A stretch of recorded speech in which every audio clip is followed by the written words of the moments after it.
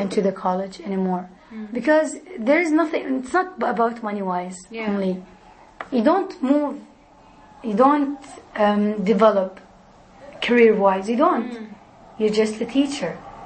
They give you courses and you teach. This is a school. If this is what I wanted, I would go teach in a school. They even pay more for teachers. The payroll for teachers is higher than us.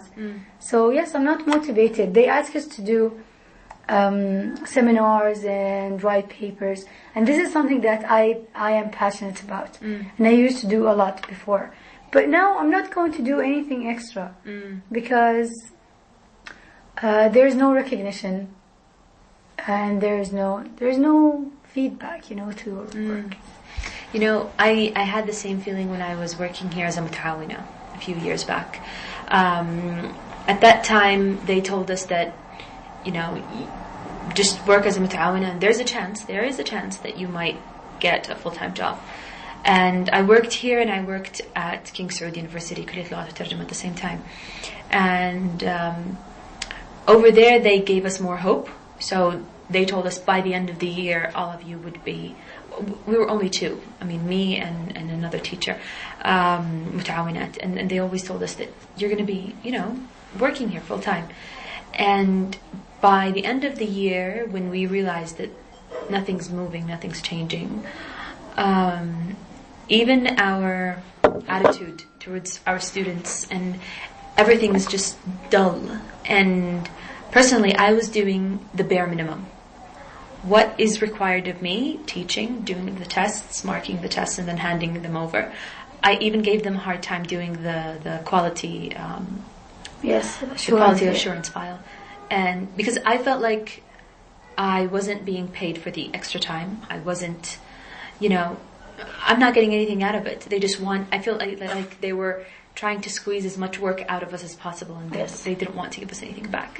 So it was very depressing. And I just couldn't stay. I always speak up for you guys in meetings. I hate how they treat mutawinat here. It is entirely unfair. They don't pay you to do the proctoring, but they assign it to you. You have to do them, and yes, whenever you have to. If you don't agree to it, we're not going to consider you for a full-time job. That is not fair. I'm working for you on a contract. If the job is not listed on the contract, you cannot force me to do it. It's not fair. I always speak up for you guys. I hate how they treat mutawinat. And the thing is, we had so little recognition that even our students knew that we were mutawinat. So we didn't have like an office, we didn't have emails, we didn't have my email was a Hotmail email, and every time I wrote it on the board, my students were like, "Oh, so you're a mutawina?" I only use my Gmail. And I'm like, why? I didn't have access to, I don't know what it's called, like the banner, Blackboard or LMS or something.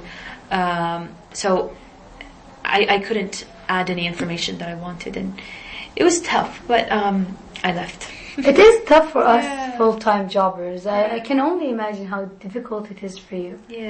And you don't get paid every month. You only get paid at the end of the year. But anyway, a lot of us had, alhamdulillah, some of us, me included, we were relying a lot on our parents, on our families, on our drivers. But a lot of the girls, they were married, they had, responsibilities. They had to pay the driver, they had to get loans from people just to get over day-to-day things. And it's nice at the end of the year when you get like a huge sum of money, but still, it's not that much. All right, so next question. Did you think that the teaching or learning context here in Saudi, was it very different than the one that you saw in the UK? Yes. My course also came completely different because it was practical.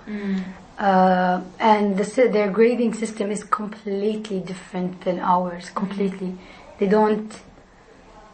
grades don't add up, so you don't get 10, 20, 15.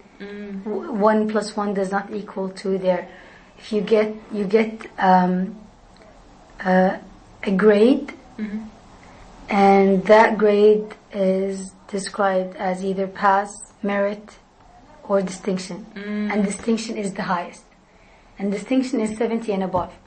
So 70 is the highest. 70 is very low here. Is very low here. 60 is very good there. 60 is the passing benchmark for us. If you get 60, you just passed. طيب هناك what's the passing benchmark? 50. Okay. So anything less than 50, fail. Anything above 50 is very good. Yes. Wow. So when we first got our grades, we were very shocked. It's not what you Was I that bad? I wrote a paper and it was a very good paper, or so I thought. And I got 62. I was like, oh my God, I got 62. That's And the professor, he was a very white person, and white as a culture, not as a color. And he wrote as a comment, this is a very good paper for a non-native speaker. And I thought that was an insult. Yeah. Did I prove that I reached up to your level even though I wasn't white? That was very insulting. And he considers 62 to be really good. an above average grade. And 62 for us is you only passed by 2 marks. I know. So it was very difficult emotionally. To get used to it. Yeah, so we would only say pass, merit, or distinction. Anything above 70 was distinction. And distinction was very rare there. No one got distinction. I got it twice, but Arabs usually get it. I don't know. Arabs seem to be very hardworking. Yes. Mashallah. Yeah, I was surprised. I always thought of us as lazy. I know. But in comparison, yeah, they would always get 70. We always beat up ourselves, I think. Yeah. عقدة الأجنبي, I think. Yeah, totally. What about the context itself, learning in a foreign country? How was it different? يعني, the environment itself. It is very different. There you do 90% of the work as a student. The teacher is there for guidance only and feedback. Here the teachers do 90% of the work. Students only study for exams. It is completely different. But I had an experience of that back in my bachelor's degree. I had 2 doctors whose teaching style was very similar to the UK style. And I remember that I liked it back then. Because when you are forced to learn the material yourself, you know that you have acquired the knowledge. If someone teaches you that, you'll either understand it or not. When we're talking about teaching it to 40 plus students, so it's not personal. So you'd either understand it or not, memorize it or not, maybe you're not focusing. All those factors, in the end, you might get 3 or 2 students who have really acquired the knowledge. The rest, the level would vary. So there, because it is very, very student-based, I think that I've learned a lot. Even though the program wasn't what you expected. No, it wasn't at all. طيب, when you came back, did you feel like you got support from... was there a supervisor, a coordinator, somebody to help you ease back into teaching, or you were just given your assignments? Nothing at all. Nothing at all. Not there, not coming back. Yeah. Not even, you didn't have a supervisor when you were there, just to check up on you and see how are you doing? I think there is supposed to be one, but I'm very independent. So I usually do my things on my own. And then I would realize that, I could have made it easier if I checked with that person.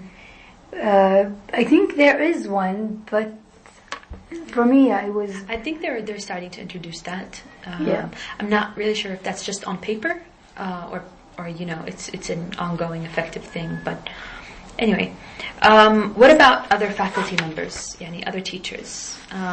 If you have, for example, an issue with teaching a certain group, you need advice, would you go to your other teachers, your colleagues? Yes, of course. We have groups for each subject.